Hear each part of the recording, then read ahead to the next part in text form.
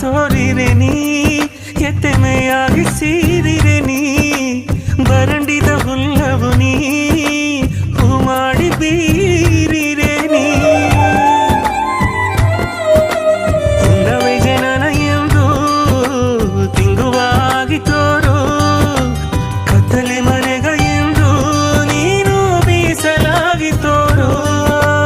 ನಿನ್ನ ಗವ ಎಲ್ಲವ ಎತ್ತಬೇಕೆಂದು ಬಾಳಿದೆ ನಾ ಸಿರಿಯ ತುಂಬಿನಿಯ ತೋರಿ ಎತ್ತೆ ಹರಸವ ತಾಲಿಯಮ್ಮ